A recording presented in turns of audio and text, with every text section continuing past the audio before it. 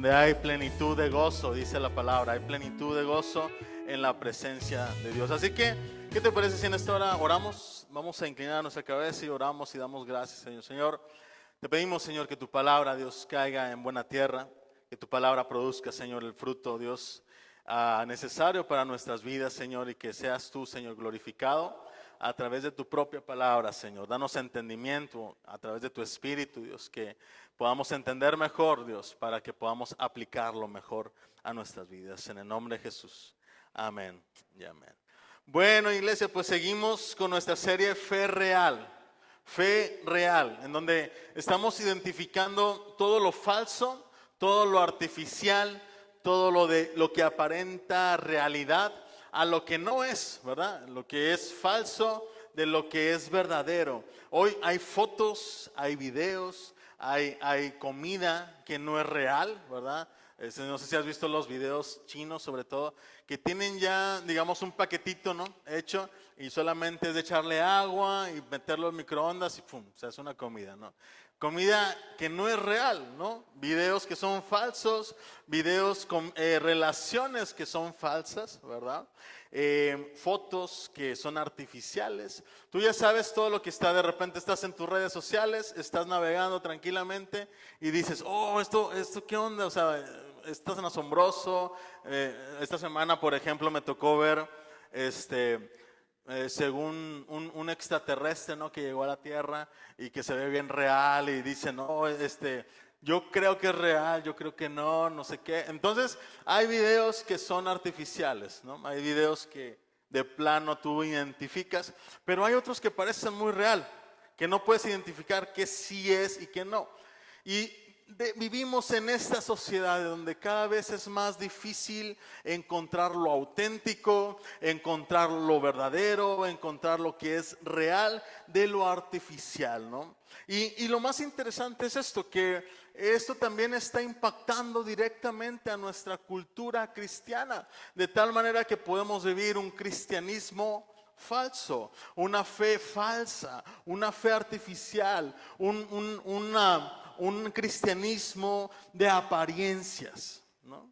Y eso es lo que se ve. A lo mejor podemos decir, ¿cuál es la fe real y cuál es la fe artificial? La fe artificial se basa en emociones, por ejemplo, se basa en cultos inspiracionales, en donde sales motivado de ese culto, la alabanza estuvo bonita, el predicador se tardó 15 minutos y saliste inspirado y dijiste, oh, estuvo con ganas, ¿no? Y fue un culto inspiracional, hubo música, hubo humo, hubo luces, una experiencia, digamos, religiosa, y esta fe artificial se basa en emociones.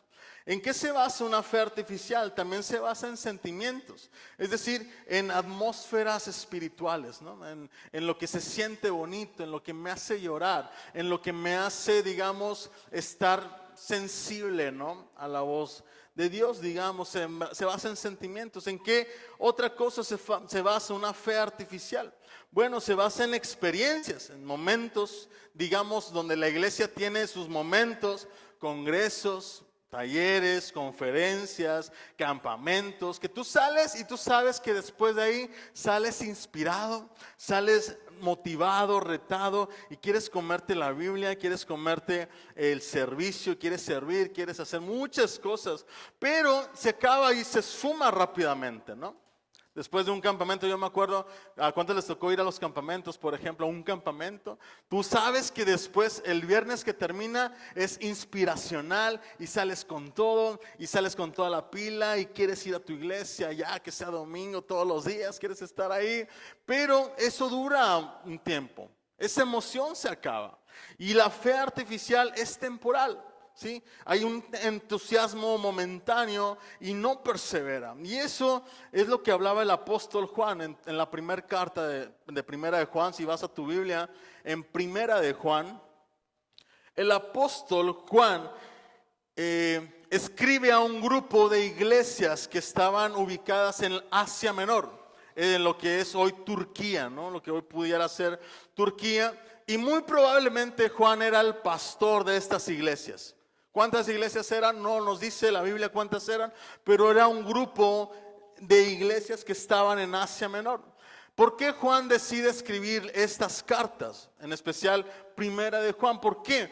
Porque se habían levantado falsos cristianos enseñando falsas doctrinas, de tal manera que quería Juan afirmar la seguridad de su fe. Juan lo que quería lograr era que estuvieras seguro de quién estás creyendo, que estuvieras seguro de quién es tu Dios, de quién está a tu lado. Y eso es lo que quiere Juan establecer en su primer carta, y escribe precisamente para refutar las falsas enseñanzas, pero también para reafirmar la seguridad de tu fe, para que fuera una fe real.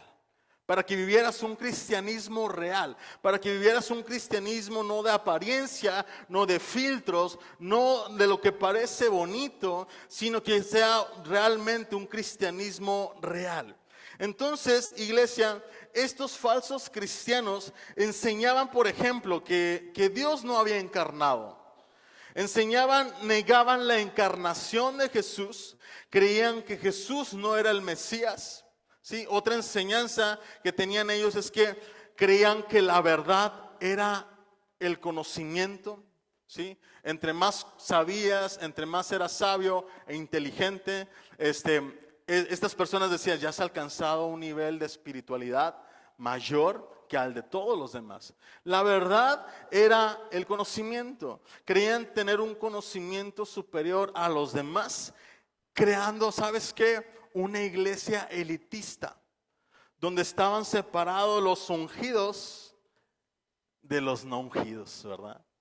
De tú y yo, ¿verdad? Estaban acá los élites, ¿no? Los magnates de la palabra, los que eran ungidos, los que estaban teniendo una revelación para ti. Y acá estábamos, ¿verdad? Los demás, tenemos acceso, ¿no?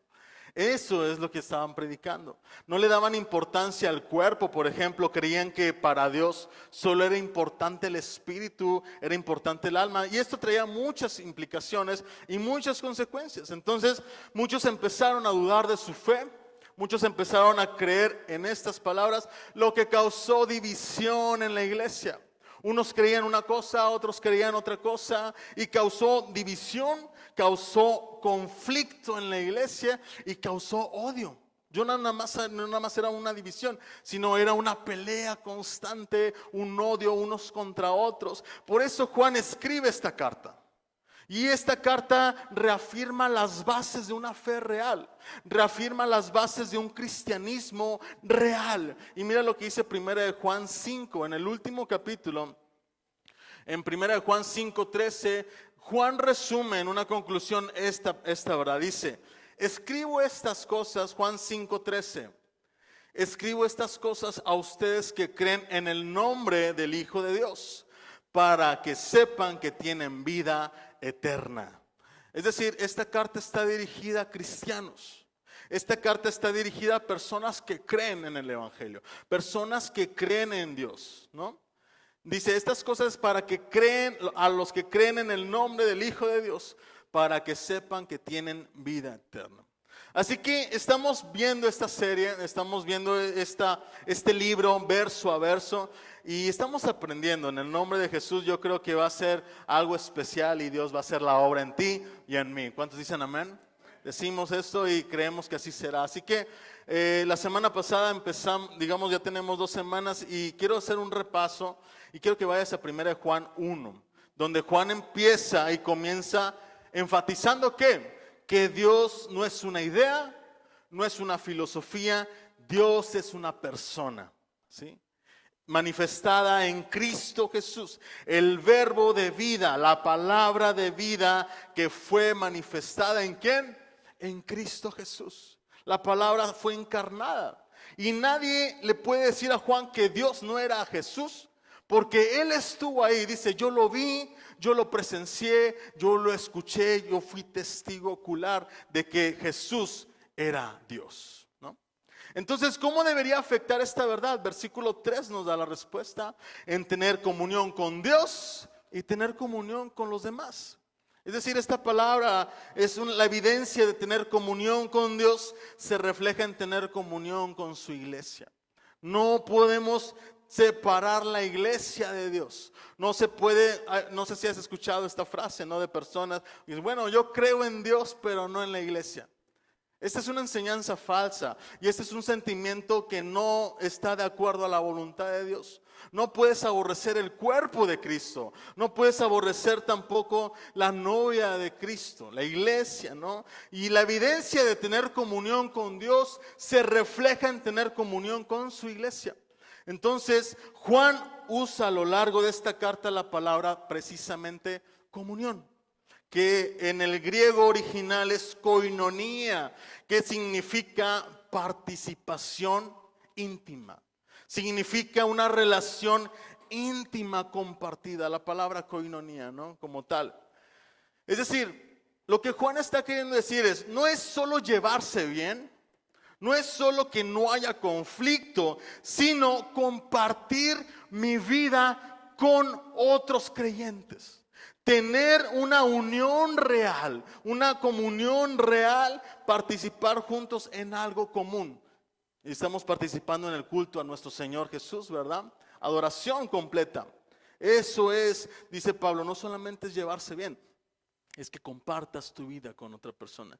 ¿Y cuál es el resultado de todo esto, iglesia? La koinonía. Versículo 4 nos dice, para que tengan un gozo completo. ¿Sí? Es decir, una fe real me lleva a tener comunión con Dios y comunión con su iglesia, trayendo como resultado un gozo completo en mi vida. Amén. Eso es lo que dice Pablo, Juan en su primer carta. Y después la semana pasada vimos el versículo 5, donde Juan inicia este mensaje diciendo, este mensaje se trata de algo. Dios es luz y no hay ninguna tiniebla en él. Es decir, Dios no es un tipo de luz, Dios no es, digamos, un ser de luz. Y que toda la luz, digamos, que veamos, entonces significa que es Dios, ¿no? Porque hay personas que creen que, por ejemplo, el sol es Dios, ¿verdad? Entonces el universo entero es Dios. Y dice Juan, no es que Dios sea un tipo de luz y que el sol sea Dios. No, simplemente significa que Dios es luz. ¿Qué significa que Dios sea luz? Juan está hablando del carácter de Dios. Está hablando de la naturaleza de Dios. Dios es santo, Dios es puro y no hay mancha, no hay pecado en nuestro Dios todopoderoso. No hay ninguna mezcla de pecado. Él es santo, 3 veces santo. Y entonces esa luz debe afectar mi estilo de vida. La luz de Dios, Dios es luz, tiene que afectar mi estilo de vida. La pregunta que hoy vamos a contestar, iglesia, es ¿cómo debe vivir aquellos que creen en la luz? ¿Cómo deben vivir aquellos que creen en esta luz? En que Dios es luz. ¿Cómo tú y yo debemos de vivir? Así que vamos a estudiar el día de hoy 1 Juan 1 del 5 al 10. Y me gustaría que siguieras con tu vista. Vamos a leerlo en la Reina Valera. Y mira lo que dice la palabra de Dios. 1 Juan 1 del 5 al 10. Mira lo que dice la palabra. Este es el mensaje que hemos oído de él y os anunciamos. Dios es luz y no hay ningunas tinieblas en él. Si decimos que tenemos comunión con él y andamos en tinieblas, mentimos y no practicamos la verdad. Pero si andamos en luz, como él está en luz, tenemos comunión unos con otros. Y la sangre de Jesucristo, su Hijo, nos limpia de todo pecado. Si decimos que tenemos pecado, que no tenemos pecado, nos engañamos a nosotros mismos y la verdad no está en nosotros. Si confesamos nuestros pecados, Él es fiel y justo para perdonar nuestros pecados y limpiarnos de toda maldad. Si decimos que no hemos pecado, le hacemos a Él mentiroso y su palabra no está en nosotros. Amén. El título de este mensaje es Vive en luz. Dile al que está al lado tuyo, vive en luz. Vive en la luz. Vive en luz. Ahora, iglesia, en el pasaje que acabamos de leer, Juan está confrontando una verdad falsa, más bien una fe falsa, ¿no? Y está definiendo a la vez cómo se ve una fe real. Cómo es una fe real de quién es Dios. Y el argumento o pensamiento de Juan es, escucha, si Dios es luz, absolutamente santo, absolutamente puro, absolutamente digno, ¿no? Entonces, si Dios es luz, el argumento de Pablo es, no podemos decir que tenemos comunión con Él mientras vivimos en pecado. Eso es lo que está diciendo Juan. Si declaramos que Dios es luz, entonces mi vida tiene que reflejar esa luz. Entonces mi andar cristiano, mi caminar cristiano tiene que reflejar la luz de Dios. No podemos vivir en pecado, dice Juan. Y pareciera una contradicción. ¿Por qué? Porque una verdadera comunión con Dios se evidencia en andar en la luz. Se diferencia o se evidencia en decir una vida completamente transparente, sin nada que ocultar, sin ningún filtro en mi vida, sin ninguna información, digamos, que pueda afectar mi vida para poder afectar mi conducta. Y de tal manera que soy transparente, soy obediente y en relación con otros creyentes. Me relaciono con los demás. No solamente hay una comunión directa con Dios, sino también tengo comunión directa con mi iglesia, con la iglesia en general. Y estos falsos cristianos, iglesia, negaban la realidad del pecado. Negaban que tú y yo no teníamos pecado. Afirmaban que podíamos tener comunión con Dios mientras vivíamos la vida que nosotros queríamos vivir. Que vivíamos la vida que en pecado. Decían que no tenían pecado y que nunca habían pecado. Por eso Juan confronta con tres afirmaciones. Y yo no sé si tú estás en tu Biblia. Y la palabra que más se repite en este pasaje es si decimos, ¿verdad? Y se repite 3 veces, si decimos o si afirmamos. Si decimos que o si afirmamos que, y se repite 3 veces. Y hoy quiero compartirte estas 3 afirmaciones del apóstol Juan y cómo refuta el apóstol Juan con estas 3 afirmaciones. Amén. Así que vamos al versículo 6 y dice la primera afirmación falsa. Dice así: si decimos que tenemos comunión con Él y andamos en tiniebla, ¿qué dice? Mentimos y no practicamos la verdad. La palabra andamos o la palabra andar se refiere a un estilo de vida. Se refiere a un estilo, a una manera de vivir, a un caminar constante. Lo que Juan está queriendo decir es que se refiere a aquellos que viven en pecado y al mismo tiempo viven y dicen tener una comunión con Dios.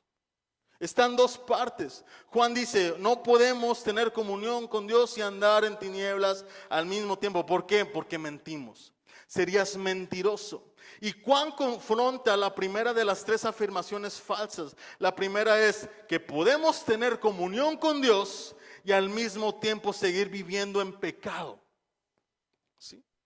Estas 2 se contraponen, se contradicen. Y eso me hace entender algo, iglesia. Que es posible que algunos afirmen una relación con Dios que no tienen. Esto me hace pensar que es posible que algunos afirmen tener una relación con Dios que no tienen. Y también me hace pensar que es posible que alguien piense que tiene una relación con Dios que no tiene. ¿Sí? Porque esto Juan lo hace blanco y negro, no hay términos medios. Y aquel que está en comunión con Dios, que es luz, no puede asemejarse a las tinieblas. No hay una relación con la oscuridad, sino con la luz. No se relaciona con las tinieblas. No se relaciona con la oscuridad. ¿Por qué Juan confronta esta falsa enseñanza, iglesia? Porque los falsos maestros pensaban que el cuerpo era malo. Escucha, pensaban que el cuerpo era malo, que no tenía valor. Entonces pensaban que lo más importante para Dios entonces era mi corazón, lo de adentro de mí. ¿Sí? No importa si yo autoflagelaba el cuerpo, si yo lo mutilaba, si yo hiciera algo con mi cuerpo que digamos sea indebido, ¿no? Ellos decían, no importa lo que hagas con tu cuerpo, lo que importa es lo que está dentro de ti. Entonces ellos negaban, por ejemplo, los deseos del cuerpo, se autocastigaban con disciplinas estrictas porque el cuerpo no era importante para ellos. El cuerpo no tenía esa importancia o ese valor. O también lo contrario, ellos aprobaban la satisfacción física con tal de que, como el cuerpo no importaba, aprobaban, por ejemplo, la lujuria. No, pues es que el cuerpo no importa, lo que importa es tu alma. Puedes andar con las personas que quieras. Puedes hacer lo que quieras con tu cuerpo. ¿Por qué? Porque no importa el cuerpo. Entonces, como el cuerpo no importaba, sino lo que hay en mi corazón, podemos hacer lo que queramos, porque lo que importa es lo de adentro. Y ellos entonces servían, lideraban, cantaban, hacían otras cosas, pero vivían en inmoralidad sexual en secreto. Vivían en pecados ocultos. Decían algo como, Dios es amor y nos ama tal y como somos, ¿verdad? Esa verdad a medias. Es cierto, Dios te ama tal y como eres. Dios te acepta no por tus buenas acciones, no por tus buenas obras, sino por la bendita y maravillosa obra de nuestro Señor Jesucristo. Por eso somos aceptados por Dios, no porque nosotros hayamos esforzado en ser buenas personas, sino porque Dios en su maravillosa gracia le complació dar a su único Hijo para que tú y yo podamos tener acceso al Padre. Es por eso que tú y yo somos aceptados por Dios. Entonces, iglesia, decían, Dios es amor y nos ama tal y como somos y no hay nada que cambiar en mí. Yo vivo a mi manera, yo vivo a mi gusto, a mi conveniencia. Y entonces ellos vivían en pecado mientras decían tener comunión con Dios. Entonces Juan contesta, si decimos que tenemos comunión con Él y andamos en tinieblas, ¿qué pasa? Somos mentirosos. Somos falsos cristianos. Tenemos una fe artificial. Si decimos que tenemos comunión y al mismo tiempo andamos en tinieblas. Mira lo que dice el apóstol Pablo en 2 Corintios 6:14. 2 Corintios 6:14. El apóstol Pablo me dice qué relación tiene las tinieblas y la luz. Y dice en 2 Corintios 6:14 en la NTV, dice, no se asocien íntimamente con los que son incrédulos. ¿Cómo puede la justicia asociarse con la maldad? ¿Cómo puede la luz vivir con las tinieblas? No hay relación entre la luz y las tinieblas. No hay una intimidad relación entre la luz y las tinieblas. No hay coinonía entre la luz y las tinieblas, iglesia.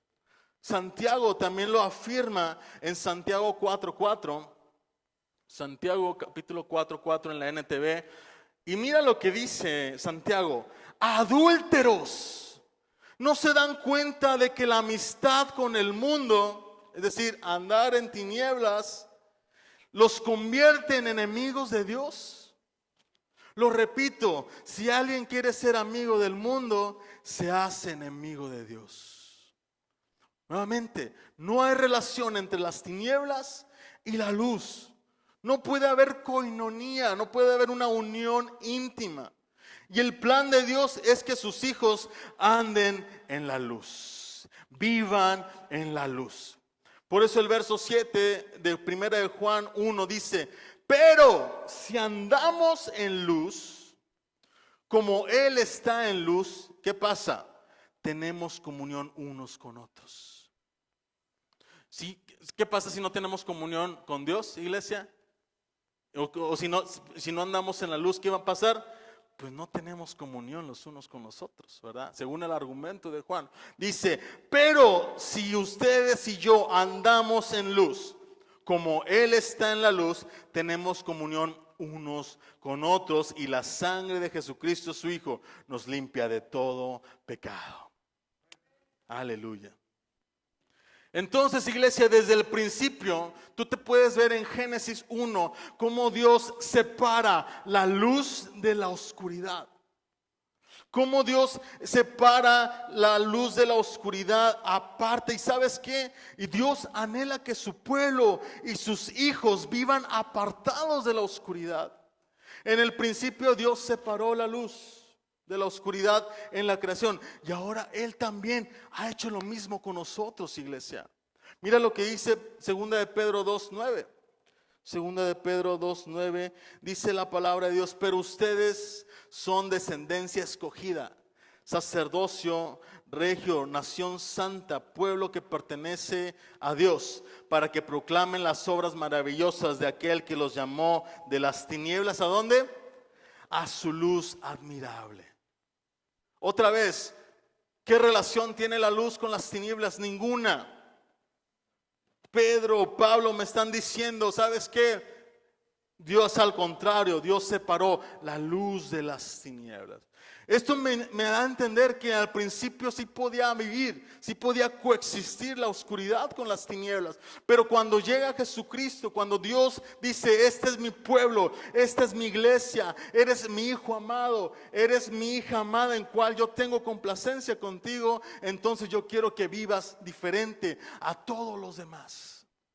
Quiero que vivas apartado de todo lo que los demás hacen que es normal. Los demás dicen que es normal la eutanasia, los demás dicen que es normal el aborto, los demás dicen que es normal muchas cosas que están metidas en oscuridad. Pero Dios dice: sabes que yo quiero que tú seas diferente a ellos.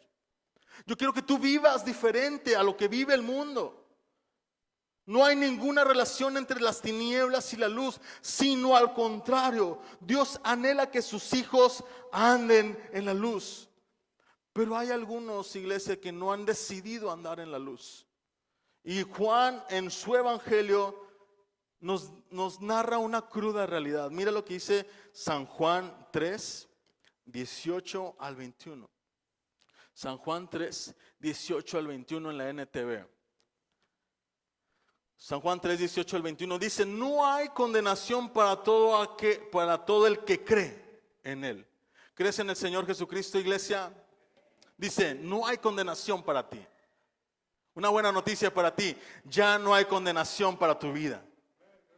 Eso es una realidad. Fe segura es tener la convicción de que el pasado ha sido crucificado en Cristo Jesús. Soy nueva criatura. No hay nada de condenación, no hay nada que te condene si tú crees en el Señor. Y dice: pero todo el que no cree en Él ya ha sido condenado por no haber creído en el único Hijo de Dios. Esta condenación se basa en el siguiente hecho. ¿En qué se basa? En que la luz de Dios llegó al mundo. Dios encarnado en Jesucristo, la gloria de Dios manifestada en el Hijo. Pero la gente amó más, ¿qué? La oscuridad que la luz. Porque sus acciones eran malvadas. Todos los que hacen el mal odian la luz y se niegan a acercarse a ella porque temen que sus pecados queden al descubierto. ¿Te acuerdas lo que vimos la semana pasada? Un efecto de la luz, digamos, un resultado de la luz es que se queda todo al descubierto. Podemos decir que todo salió a la luz, ¿no? Y dice: y si se niegan a acercarse a ella porque temen en sus pecados queden al descubierto. Pero los que hacen lo correcto se acercan a la luz para que otros puedan ver que están haciendo lo que Dios quiere. Wow. ¿Qué está pasando aquí? La gente, lo que está sucediendo es que vino Dios encarnado en Jesucristo, pero la gente decidió amar más la oscuridad que la luz. No podemos amar a Dios y amar coqueteando con el pecado al mismo tiempo, iglesia. No podemos amar a Dios y amar el pecado. Es como si dejaras que tu cónyuge o tu pareja te ame a ti y al mismo tiempo dijera: puedes amar a alguien más, ¿no? O dejaras o seas permisivo que tu pareja ame a dos novias a la vez. Los solteros que están aquí, las novias. Y que tu esposo o tu esposa ame a dos a la vez, ¿no? Dice, no lo permito, ¿no? Eso es imposible. Bueno, lo que Dios anhela es lo mismo. Dios no puede dividir su amor entre tú y las tinieblas. No podemos amar a Dios y amar y andar coqueteando con el pecado al mismo tiempo. Estas personas tenían una doble vida, diciendo que tenían una relación con Dios y al mismo tiempo viviendo en pecado. La pregunta para ti es, ¿te relacionas con estos cristianos falsos? ¿Te relacionas con estos cristianos artificiales? La confrontación de Juan continúa, versículo 8. La segunda afirmación dice, si decimos que no tenemos pecado, otra vez nos engañamos a nosotros mismos y la verdad no está en nosotros. La segunda afirmación de Juan. Lo que Juan está haciendo es atacando esta segunda afirmación de la enseñanza falsa. ¿Cuál era esta enseñanza falsa? Que no tenemos pecado. Que nuestra naturaleza pecaminosa ha sido eliminada y por lo tanto no podemos pecar. Esa es la enseñanza, iglesia, que no tenemos pecado. Y Juan está introduciendo las ideas de caminar en la luz y ser limpiados del pecado, pero ni por un momento creía que un cristiano puede llegar a ser perfecto. Yo te diría lo contrario, iglesia. Un cristiano es imperfecto. No puedes tú ir por el mundo con una bandera de religiosidad diciendo yo soy cristiano y no puedo hacer esto porque yo soy perfecto, porque yo ya no tengo pecado. Ellos negaban y pregonaban haber llegado a un estado, lo que decíamos ahorita, en el cual ya no tenían pecado. Como yo sé mucho de la Biblia, como yo conozco mucho de la palabra, como toda mi vida he sido cristiano, como yo nací en cuna cristiana, ¿no? Entonces, yo estoy en otro nivel superior a ti. Y esto, por supuesto, iglesia, socava la suficiencia de Cristo. Es decir, que no tenemos pecado nos pone en un lugar peligroso, porque la gracia y la misericordia, ¿sabes a quién se extiende? A los pecadores como tú y como yo. No podemos ser perdonados si no tenemos pecado. No podemos tener la gracia de Dios y la misericordia si no podemos tener pecado en nuestras vidas. La gracia, la misericordia y el perdón son para aquellos que reconocen su pecado, caen de rodillas al suelo y dicen, Señor, no hay lugar más alto que estar en tus pies. No hay lugar más alto, yo quiero estar en tus pies. Renuncio a mí, Señor, perdona mis pecados. Juan no está diciendo los que cometen errores, no está diciendo los personas que dicen, es que soy humano y me equivoco, ¿no? Esa afirmación, digamos que es muy falsa, es muy superficial, ¿no? Es que, a ver, dime tú, ¿quién es perfecto en esta vida? Pues nadie, ¿verdad? Y el argumento es este. Algunas personas dicen, es que soy humano y me equivoco, o nadie es perfecto en esta vida. Aquellos que reconocen su estado de pecado, Dios les extiende gracia y misericordia. Ahora, hay una materia en teología llamada amortiología, que es, digamos, la doctrina del pecado, ¿no? La doctrina, que quiere decir la presencia del pecado en el creyente. ¿Crees en Dios, iglesia? ¿Crees en Jesucristo? Amén. Pero sabes también que tienes que creer para que tu fe sea real, que la presencia del pecado está en tu vida también. Que no vas a llegar a un estado, digamos, de espiritualidad en donde ya no requieras la gracia y el perdón de Dios.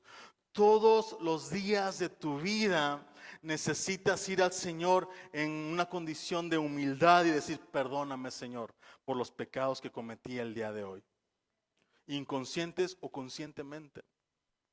Esta doctrina del pecado es lo que la Biblia enseña. ¿Qué es lo que la Biblia enseña sobre nosotros? Romanos 3:23, que todos somos pecadores. No hay ni un solo justo. No hay nadie que sea bueno.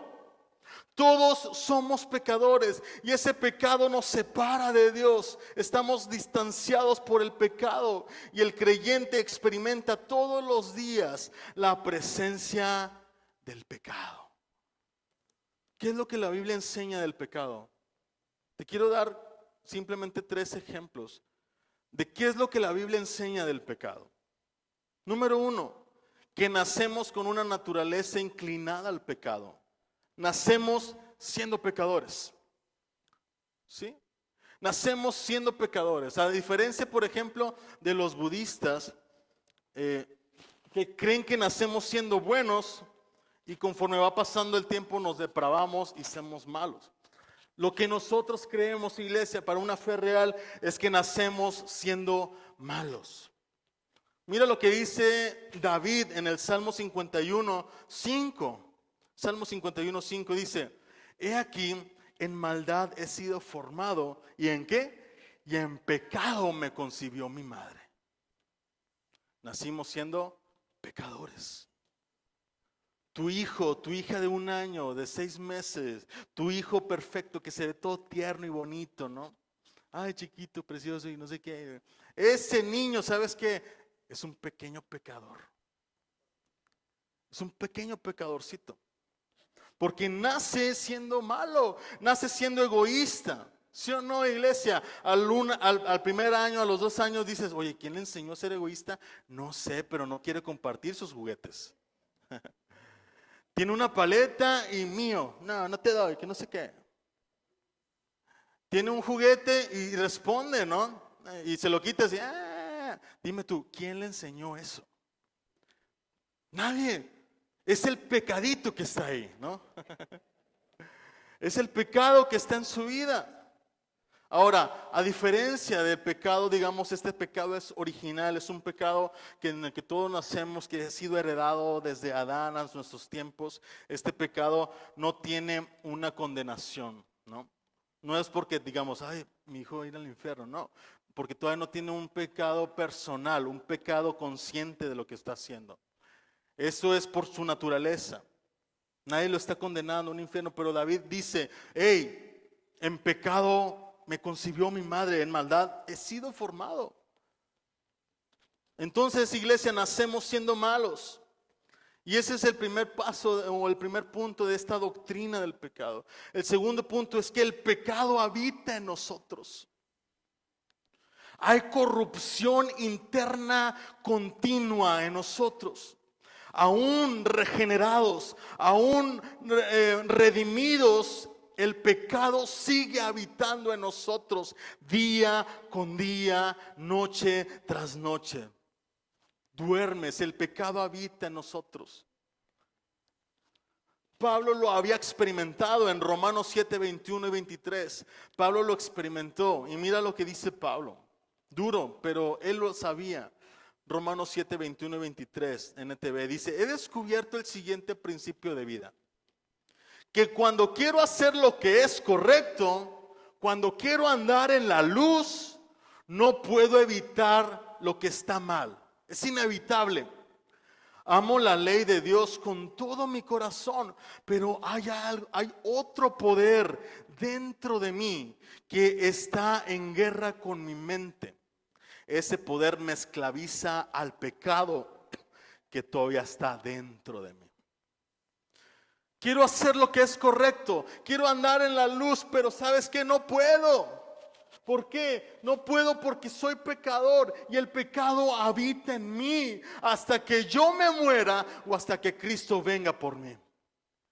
Dos cosas. Yo no puedo decir que yo no tengo pecado. Y estas personas declaraban con toda seguridad: no tenemos pecado porque mi espiritualidad está más arriba que la tuya.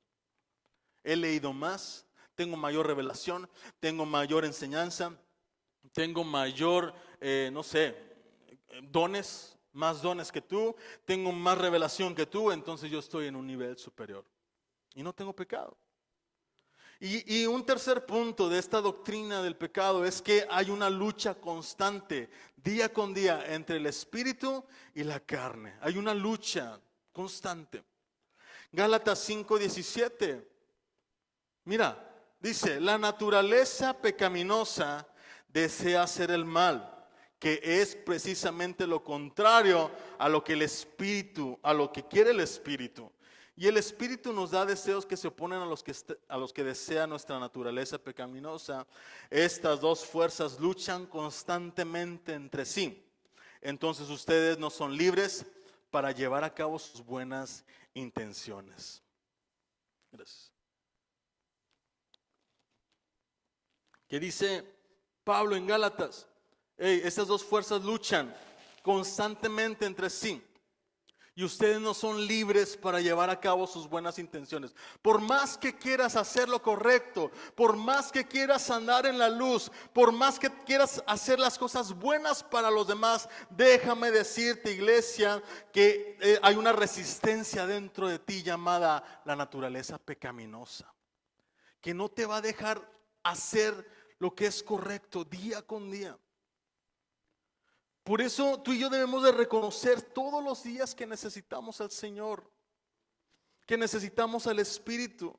Aún con esto, iglesia, hay algunos cristianos que les cuesta admitir su pecado. Creen que una conducta casta y religiosa los libra de la presencia de pecado, y no es así.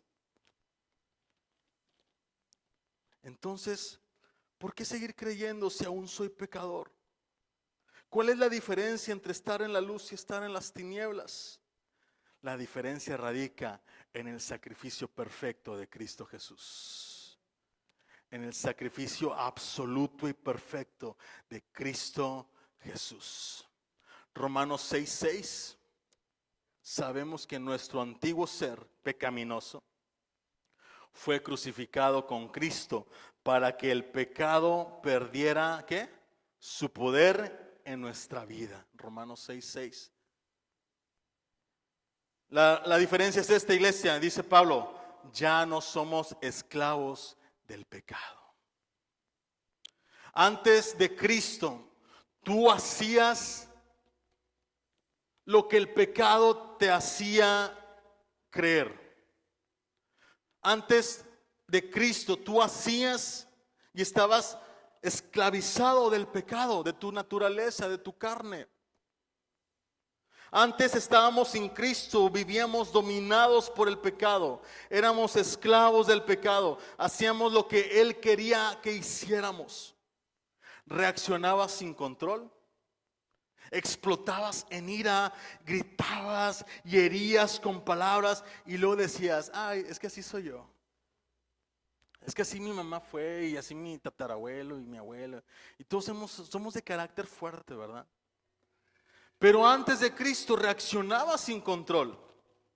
Antes de Cristo vivías dominado por hábitos, caías una y otra vez en pornografía, en alcohol, en algo que sabías que te está destruyendo. Antes de Cristo, iglesia, mentías con facilidad. Mentías para evitar problemas, para quedar bien o para sacar ventaja. Mentías. Antes de Cristo caminabas en orgullo. No pedías perdón. No reconocías tus errores.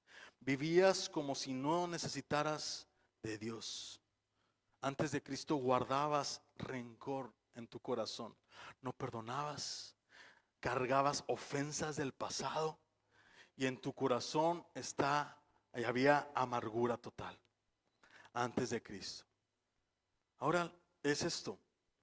Y si todavía estas cosas están en mí. O sea, ¿sabes qué? Yo todavía hago esto. O sea, estás diciendo antes de Cristo, pero yo todavía hago esto. ¿Qué está pasando entonces? Es que no has creído en que Dios es luz y no has decidido andar en la luz.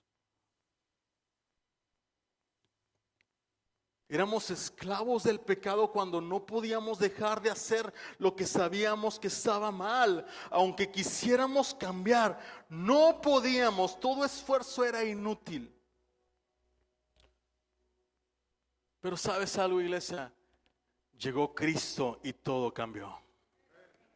Llegó la sangre del Cordero de Dios derramada en la cruz del Calvario para redimirte, para perdonarte, para librarte de todo fracaso, de todo error, de todo pecado que hayas cometido. La sangre de Cristo tiene el poder para redimirte, para levantarte, para hacerte nueva persona y limpiarte de toda maldad. Murió y resucitó y con su sangre nos libró del poder del pecado. Porque el pecado tiene poder, pero Cristo aún tiene más poder que el pecado. Romanos 8, 1 y 2 dice, por lo tanto, Romanos 8, 1 y 2. Por lo tanto, otra vez, ya no hay condenación para los que pertenecen a Cristo Jesús, porque ustedes pertenecen a Él.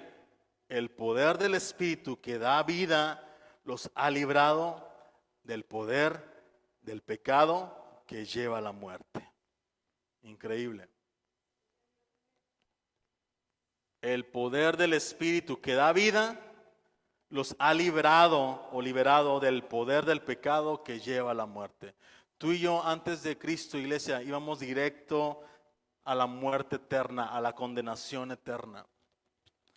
Pero gracias a Dios que envió a su Hijo, gracias a Dios que envió a su único Hijo para que tú y yo pudiéramos permanecer en la gracia. Y Él vino y se acercó y con lazos de amor nos sedujo. Con lazos de amor nos acercó hacia Él mismo, teniendo la iniciativa. Porque tú y yo no íbamos a buscarlo, iglesia. Ten por seguro que tu naturaleza caída, tu naturaleza pecaminosa no te iba a hacer buscar de Cristo. Él tuvo que venir a buscarte a ti y a seducirte con sus lazos de amor y ahora decirte, adoptarte por medio de su sangre preciosa. Y ahora eres un pueblo redimido, real sacerdocio, nación santa, pueblo adquirido por Dios. En Cristo ya no es tu amo el pecado. Ahora tienes el poder por el Espíritu para vencer el pecado. Por eso Juan dice en versículo 9, si confesamos nuestros pecados, Él es fiel y justo para perdonar nuestros pecados y limpiarnos de toda maldad. ¿Qué pasa si sigo pecando? Primera de Juan 2:1, ahí más adelante, dice, si alguno hubiere pecado, porque es tu naturaleza, es lo normal de ti. Yo siempre te digo y siempre lo voy a decir, iglesia, no me asusta tu pecado. Si tú vienes conmigo y me cuentas algo de que, wow, increíble, no me asusta porque es tu naturaleza pecar. No me asusta que vengas conmigo y me cuenten, o que vengas con mi esposa y nos cuentes que no sé qué, que no sé qué, que no sé qué. No me asusta. Porque hemos entendido eso, que el pecado habita en ti y en mí. La tendencia es hacer lo malo. ¿Qué es lo anormal? Hacer lo bueno. En esta sociedad lo anormal, lo diferente es ser bueno. Y dice Juan, si alguno hubiere pecado, abogado tenemos para con el Padre, a Jesucristo el justo. La palabra confesar significa estar de acuerdo. La palabra confesar significa estar de acuerdo, digamos, con Dios. En términos bíblicos, confesar es estar de acuerdo con Dios acerca de ¿qué? De mi pecado. Lo que para Dios es pecado, para mí también es pecado. Si Dios dice esto es pecado, yo al confesar mi pecado estoy de acuerdo contigo, Dios, esto es pecado. Ahora, nota algo increíble. El apóstol Juan está diciendo y está hablando en plural. Si confesamos nuestros pecados. Es decir, Juan en términos inclusivos está diciendo confesamos o tenemos. Esto es increíble, iglesia, porque diferencia totalmente a los falsos maestros que decían, si tienes pecado, si confiesas tu pecado, entonces vas a tener perdón. Ni siquiera los apóstoles estaban en un plano de autosuficiencia o algún tipo de perfección. No se autollamaban santos, ¿no? No decían, no, es que yo soy santo, no. Hoy en día, iglesia, le pueden llamar santo a cualquier líder religioso. Santo Padre, Sumo Pontífice, cuando realmente también Él es tan pecador como yo. Es igual de pecador que yo. El profeta, el apóstol es igual de pecador que yo. Aquel que hace maravillas, prodigios, es igual de pecador que tú y que yo. Entonces dice el apóstol Juan, si confesamos, se está incluyendo en que él también es pecador. Y Juan dice entre líneas, aunque el pecado está presente, no tiene por qué ser obstáculo para nuestra relación con Dios. Podemos encontrar limpieza completa de toda maldad, si confesamos nuestros pecados. No tienes que ir a un confesionario para confesar tu pecado, iglesia. Cuando te bautizas, incluso estás confesando tu pecado al decir, necesito ser limpio y renacer de nuevo en la luz de Cristo. Cuando recibes la comunión, que hacemos la Santa Cena, lo que estás haciendo es confesar tu pecado. Estás diciendo, necesitaba la obra de Cristo Jesús en mi vida para quitar tu pecado. Ahora, la Santa Cena, por comer el panecito y comer el juguito de uva, ¿va a quitar tu pecado? No. Quítate esa idea. Tú eres pecador del día que naciste hasta el día que te mueras. Vamos a ser pecadores. Ahora, ¿a quién debemos confesar nuestros pecados según la Biblia? Dice la palabra, a Dios. El pecado es ¿con quién? ¿Con quién pecamos? ¿A quién ofendimos? A Dios. Por eso la confesión es primero a Él. David declara en el Salmo 51:4, dice, contra ti ¿qué? He pecado. Contra Dios. Solo Dios limpia y perdona mi pecado. El hombre no tiene la capacidad ni la autoridad para perdonar tus pecados.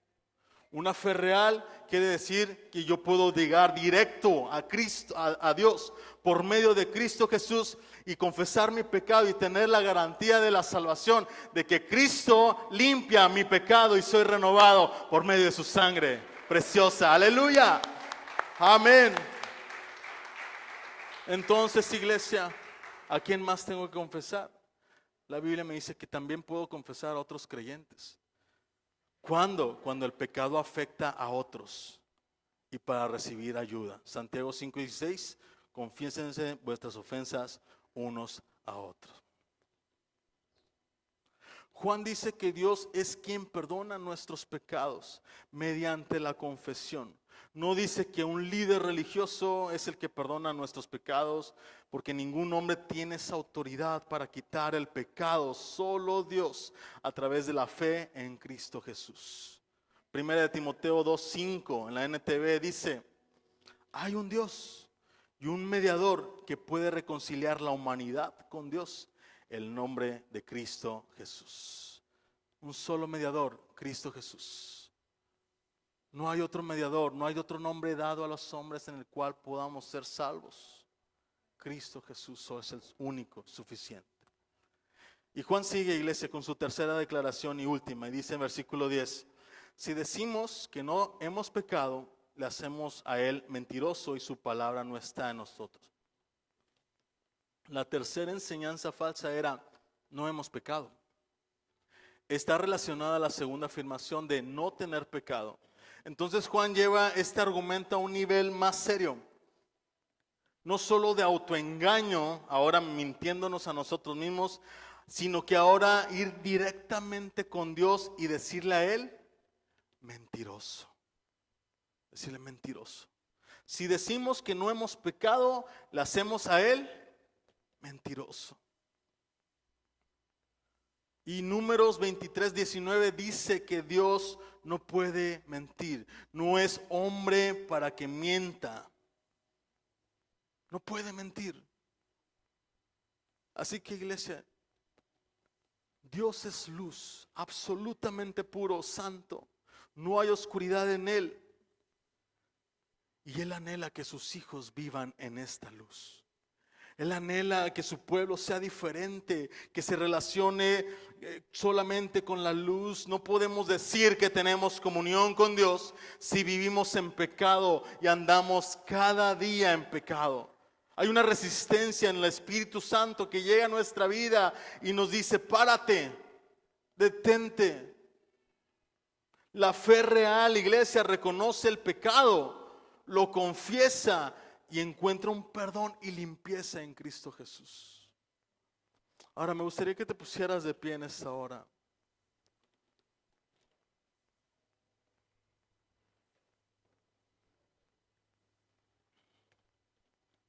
Porque yo no sé en dónde estás parado. No sé si estás en la luz o estás en las tinieblas, iglesia. Porque quizás has estado caminando mucho tiempo, has estado caminando en una cultura cristiana, ¿no? Pero a lo mejor tu cristianismo no es real, es un cristianismo de apariencia, un cristianismo falso, una fe falsa. Quizás has estado caminando por mucho tiempo en las tinieblas, que ya te cansaste de promesas falsas hacia Dios, de compromisos falsos para Dios. Y ahora ya estás abrumado y ya te sientes hipócrita delante de Dios y dices: no, esto no es para mí. Yo no quiero ser hipócrita, yo no quiero tener doble vida, tener doble cara. Necesito la luz de Dios. Necesito a Dios en mi vida. Ahora, iglesia, rápidamente quiero mencionarte 3 listas de pecado. Y quiero que tú sinceramente puedas decir: yo. No lo vas a hacer público, pero quiero que en tu mente hagas este ejercicio. Porque la palabra de Dios es clara. Y mira, la primera lista está en Romanos 1, 29 al 31.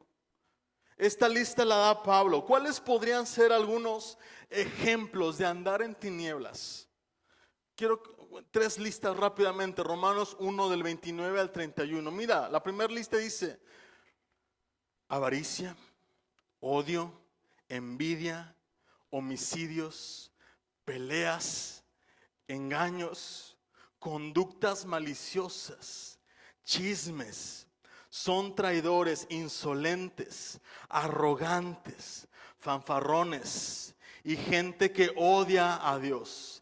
Inventan nuevas formas de pecar y desobedecen a sus padres. No quieren entrar en razón, no cumplen lo que prometen, son crueles y no tienen compasión. Segunda lista, Gálatas 5, 19 y 21. Inmoralidad sexual, impureza, pasiones sensuales, idolatría, hechicería, hostilidad, peleas, celos, arrebatos de furia, ambición egoísta, discordias, divisiones, envidias, borracheras, fiestas desenfrenadas y otros pecados parecidos. Permítanme repetirles lo que les dije antes: cualquiera que lleve esta clase de vida no heredará el reino de Dios. Y la última lista está en Marcos 7, 21, 23.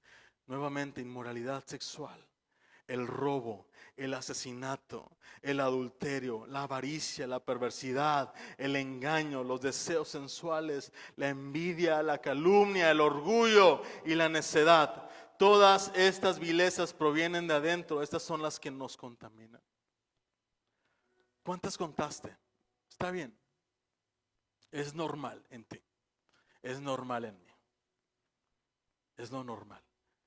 Yo no espero que me digan: no, ninguna de estas. No. Yo soy 100% cristiano, seguidor de Jesucristo, 100% real, ¿no? 100% love. No falsedades, ¿no? No, yo lo que espero es que tú digas: sí, ¿sabes qué? Soy todo esto y aún más. La neta, la verdad, soy todo esto y aún más. Necesito al Señor. Necesito a Cristo en mi vida. porque yo no puedo, necesito al Espíritu Santo en mi vida, porque yo no puedo. Por eso Pablo dice en su versículo 7, la sangre de Jesucristo, su Hijo, nos limpia de todo pecado. Todo lo que está aquí, iglesia, la sangre de Cristo es suficiente. ¿Por qué no le das un gloria a Dios, al Señor? Gloria al Señor, aleluya. ¿Qué es lo que tienes que hacer? Ya sabes que la sangre es suficiente. Versículo 9.